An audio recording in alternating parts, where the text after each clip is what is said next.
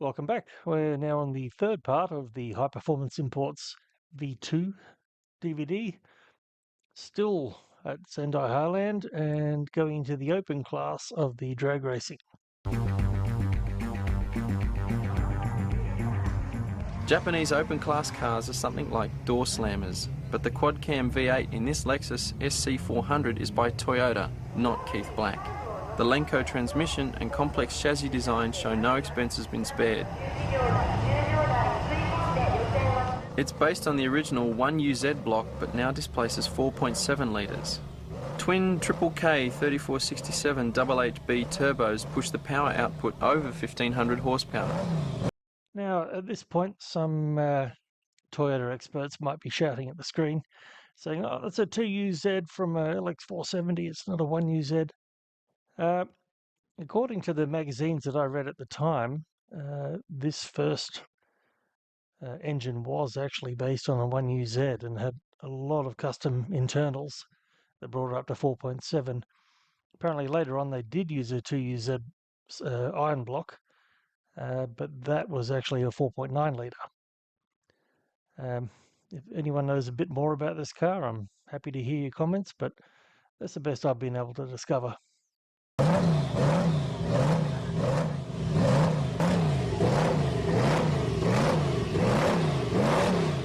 Doesn't it sound tough?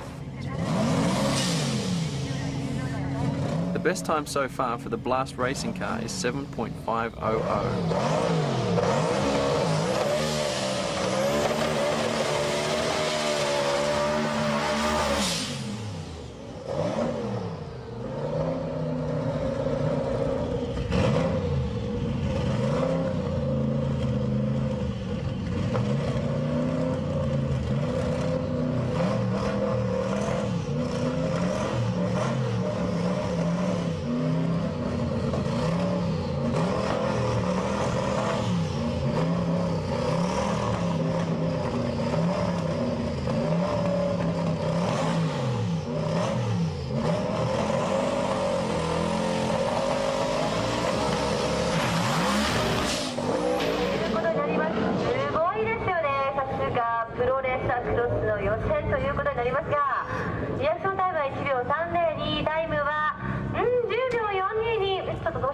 Well, quite clearly you got out of that one pretty early, but even using probably only first gear, managed to do a 10.4.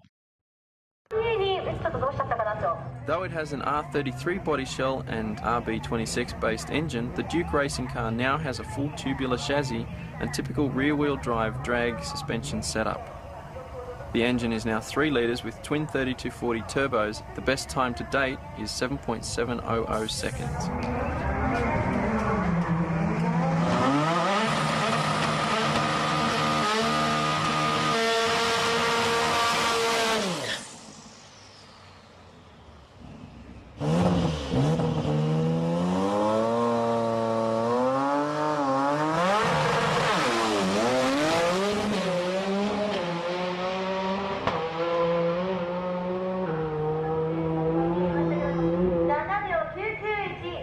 The most surprising car in open class is this Art Tech Sylvia.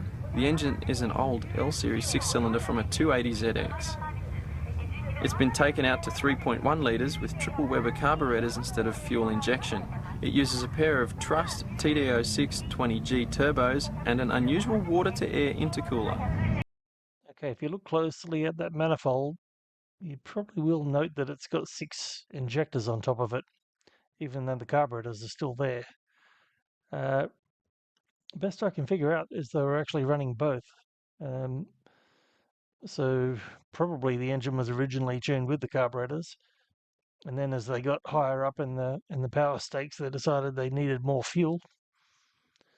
A quick way to do that is add a bunch of injectors. Funnily enough,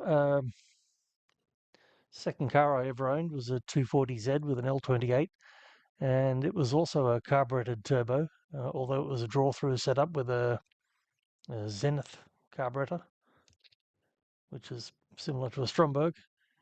And because of that, it couldn't run an intercooler, but because this is a what you'd call a blow-through setup, they were able to run an intercooler. But as you can see, it's a pretty interesting setup.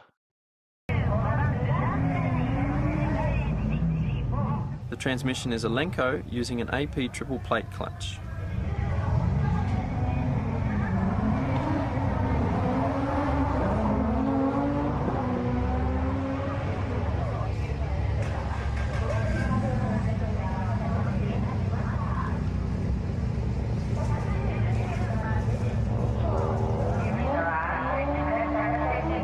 It's been a long time, but I think I got the specs for these cars out of an issue of Carboy magazine, which was one of the popular car tuning magazines in Japan back then.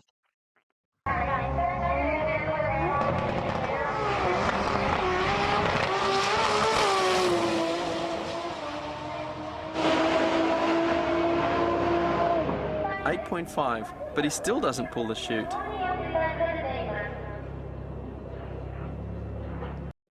One of the really weird things about Sendai is once you got to the 400-meter mark, it would actually drop down and then come up again. What I was told is that they ran out of money when they were building the track. They had hoped to make the entire thing flat, but they eventually had to come up with that compromise. This is the world's fastest GTR.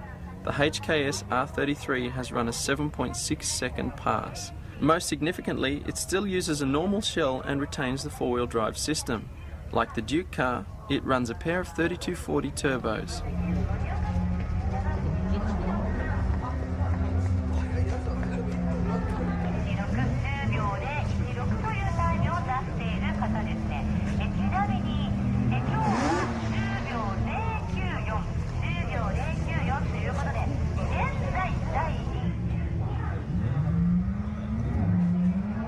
The exhaust system is pretty simple, while the rear end is surprisingly close to standard. Perhaps the Hello Kitty seat pad is the secret.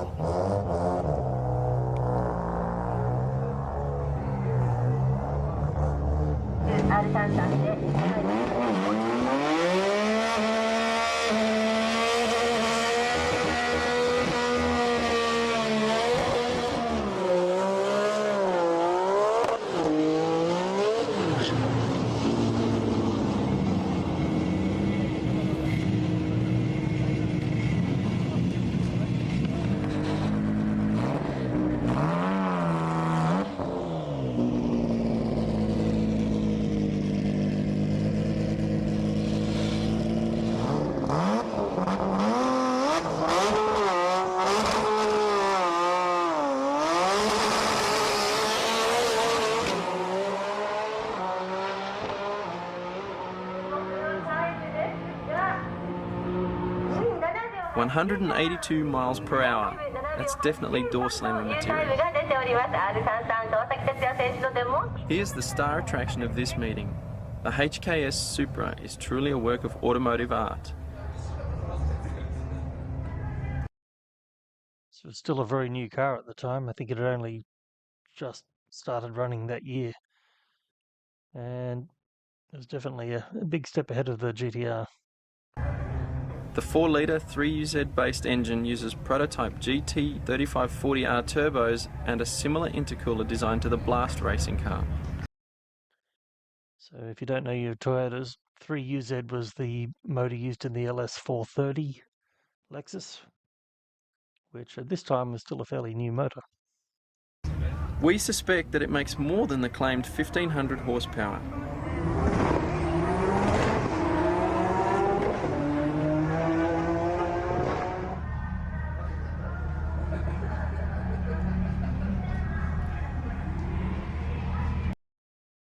Like a lot of the pro cars at the time, this was driven by Kawasaki Tetsuya. He also drove for Valeside, and he drove the GTR just a second ago. He was a very famous drag driver at the time. Pretty much anyone with a pro car tried to get him to drive it. He actually came out with HKS to Australia in 2003, I think, and drove the car at Willowbank Raceway in Queensland. People were pretty surprised by the way he launched the car. basically, every time I've seen him drive a car, he likes to get it up on boost by holding the handbrake on really hard and letting the clutch out a bit to get the engine under more load, and then he drops the handbrake and launches. Might have been a little bit different in the Supra though, not quite the same kind of setup. The tube frame chassis is immaculate with massive Goodyear drag slicks.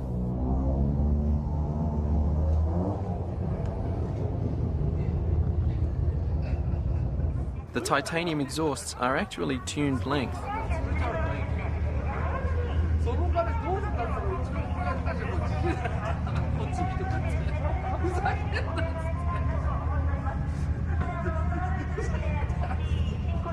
Enough leering, let's see it run.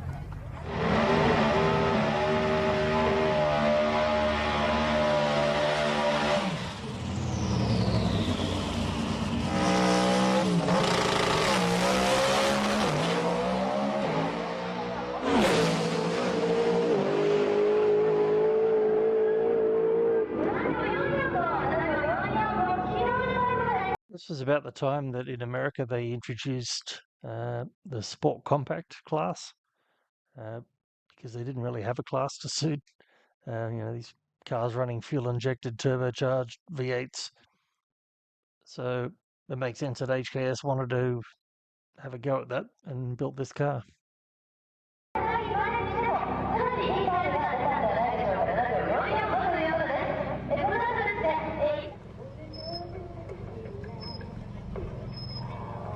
Time for a couple of heads-up runs. First, the Duke R33 takes on the Arttec S13.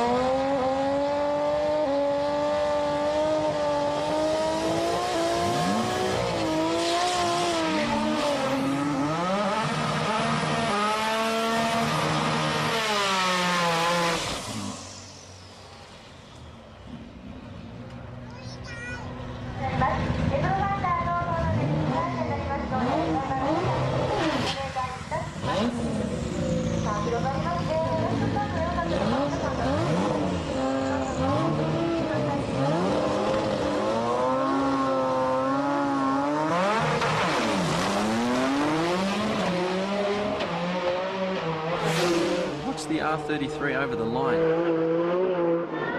That's got to be scary at 160 miles an hour.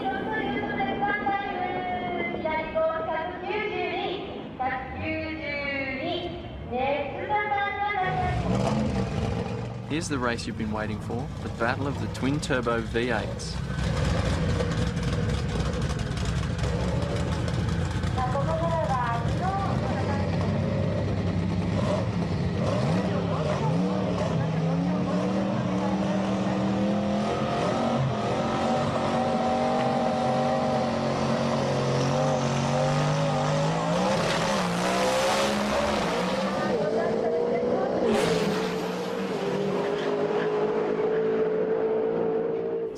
.3 and 7.7 on the same pass.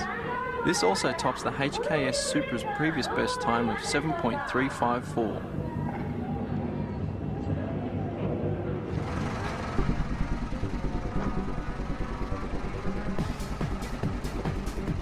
Okay, that's where we end the drag racing in this video. Sad story after the fact is that the Sendai drag strip no longer exists. In fact, if you look it up on Google Maps, you'll discover the entire area, including the golf course and the main racetrack and everything else around there, is completely covered in solar panels. Unfortunately, after the tsunami in Fukushima, that whole area obviously didn't do very well with tourism anymore, so I imagine they had to look for a different use for that land. So thanks for watching. I've probably done enough for today, but I'll be bringing part 4 of that DVD very soon. Cheers.